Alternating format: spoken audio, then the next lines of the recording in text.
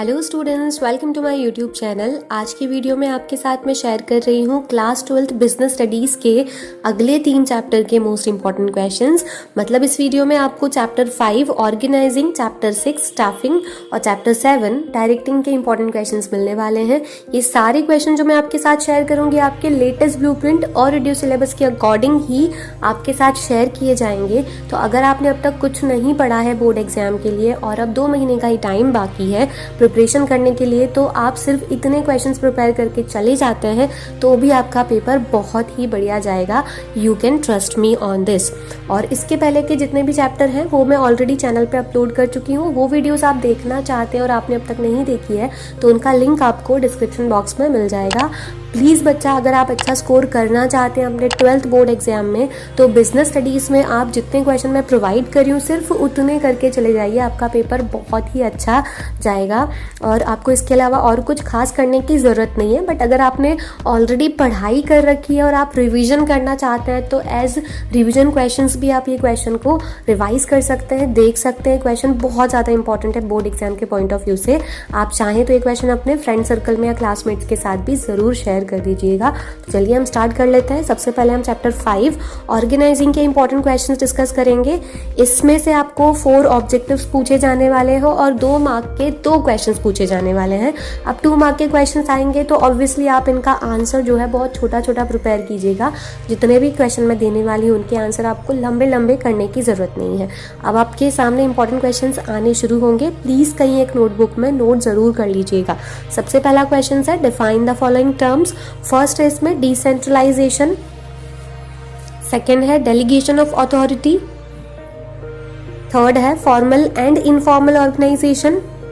देखिए इसमें से दोनों में से एक का भी डेफिनेशन वो पूछ सकते हैं, ज़रूरी नहीं है कि फॉर्मल और इनफॉर्मल दोनों साथ ही पूछा जाए। और लास्ट है हमारा फंक्शनल ऑर्गेनाइजेशन। क्वेश्चन नंबर 2 है हमारा इस चैप्टर में से explain the principles of organisation. अब आपको पता होगा, अगर आपने चैप्टर पढ़ रखा होगा तो प्रिंसिपल्स आप बहुत सारे लिख सकते हो। बट ऑब्वियसली अगर 2 मार्क का क्वेश्चन आ रहा है तो ज़्यादा से ज़्यादा आप 4 या 3 प्रिंसिपल ही प्रिपेयर करो। कम प्रिपेयर करो बट अच्छा प्रिपेयर करो। अब एग्जाम में सिर्फ 2 मंथ का टाइम है तो आप क्वालिटी पे फोकस करो, क्वांटिटी पे नहीं। ज़्यादा क्वेश्चन करे लेकिन सारे कच्चे पक्के करे और फिर एग्जाम में भूल गए, मतलब नहीं बनता ना ऐसी चीज़ का। तो आप कम क्वेश्चन प्रिपेयर करो लेकिन बहुत अच्छे से करो कि एग्जाम में भूलने का चांस ही ना बने। ठीक है, नेक्स्ट क्वेश्चन है हमारा right characteristics and objectives of organisation. इसमें मैंने आपको 2 चीज़ें मेंशन की हैं, कैरेक्टरिस्टिक्स भी और ऑब्जेक्टिव्स भी। हो सकता है कि वो ओनली कैरेक्टरिस्टिक्स पूछ लें या ओनली ऑब्जेक्टिव्स पूछ लें, तो आपको दोनों के लिए ही मिनिमम 3 पॉइंट्स प्रिपेयर करके रखने हैं। नेक्स्ट क्वेश्चन है explain the importance of delegation of authority. Next question is right advantages of functional organisation. Next question explain the importance of organisation. ये क्वेश्चन बहुत ज़्यादा इंपॉर्टेंट है। वैसे तो जो भी क्वेश्चन मैं दे रही हूँ वो सारे इंपॉर्टेंट है लेकिन आपसे इतने नहीं होते हैं, तो फिर आप सिर्फ वो क्वेश्चन ज़रूर कर लीजिएगा जिन पे मैं इंपॉर्टेंट या मोस्ट इंपॉर्टेंट का टैग भी अलग से मेंशन कर रही हूँ, जैसे कि आपको इस क्वेश्चन में दिखाई दे रहा है। नेक्स्ट क्वेश्चन है differentiate between delegation of authority and decentralisation. ये भी बहुत ज़्यादा इंपॉर्टेंट क्वेश्चन है। Next question is explain advantages and disadvantages of informal organisation. Again इसमें से भी दोनों ही नहीं पूछेंगे, या तो एडवांटेजेस पूछ लेंगे या फिर डिसएडवांटेजेस पूछ लेंगे, तो दोनों के लिए आपको मिनिमम 3 पॉइंट्स प्रिपेयर करके रखने हैं। नेक्स्ट है हमारा question discuss elements of delegation of authority. Next question is describe the steps in the organisation process. Next question is describe characteristics of formal and informal organization. Next is differentiate between line organization and staff organization. Next one is differentiate between authority and responsibility. Next is explain the importance of decentralization. Next one is write advantages of decentralization.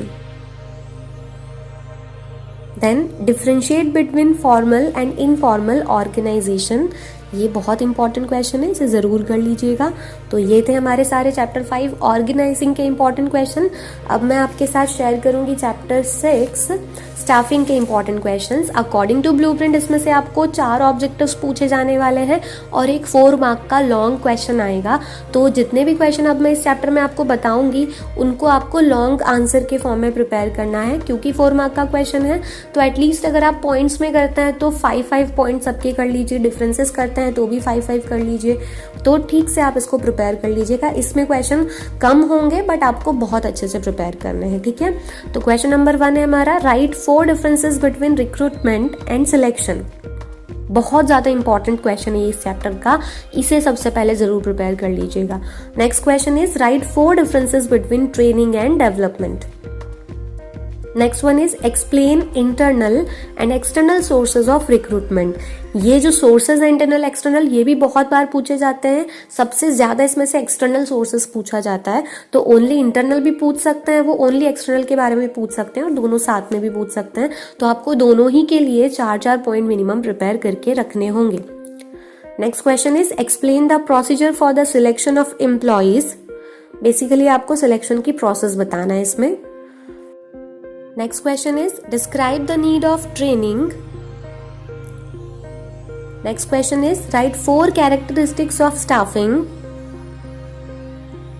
Next one is write the need or importance of staffing. Next question, explain vestibule training and internship training.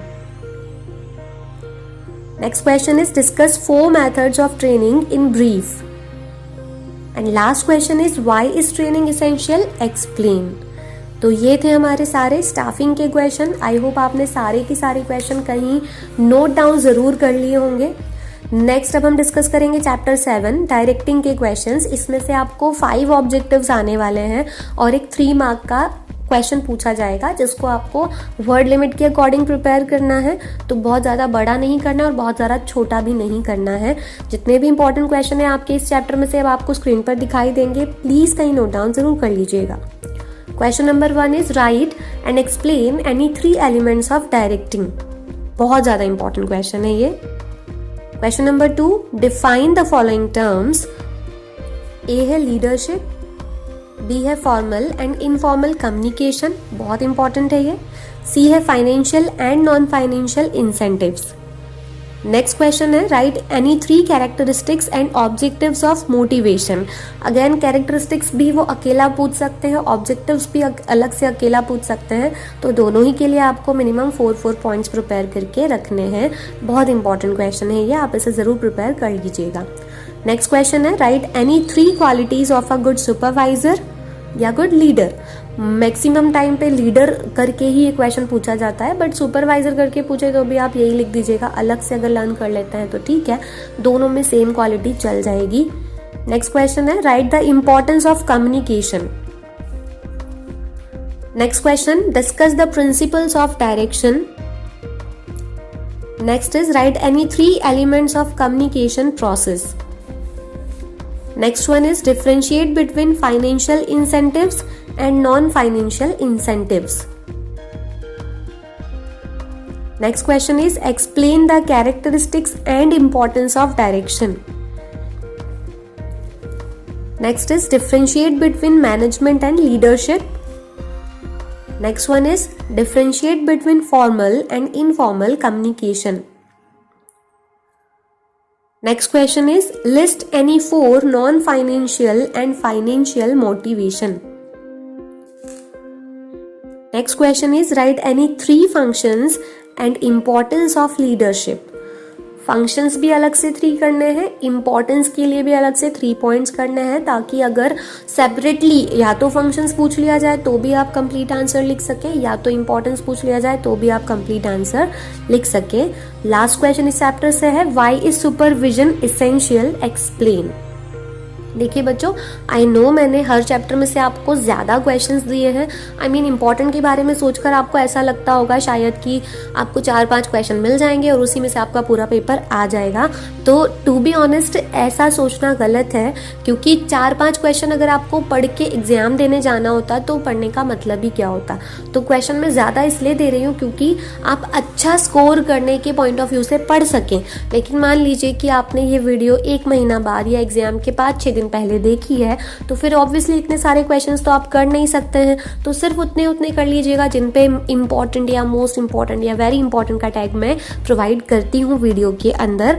आपको बिल्कुल भी tension लेने की ज़रूरत नहीं है। अभी से, आज से आप अगर पढ़ाई करना शुरू करते हैं, फिर भी आफ्टर 2 मंथ्स आपका बिजनेस स्टडीज़ कंप्लीटली प्रिपेयर हो जाएगा अगर आप सिर्फ इतने क्वेश्चंस करते हैं तो। ट्रस्ट कीजिए, प्रॉमिस कर रही हूँ मैं आपसे, आपका पेपर बहुत अच्छा जाएगा। आपको इन क्वेश्चंस के अलावा कुछ और पढ़ने की ज़रूरत है ही नहीं।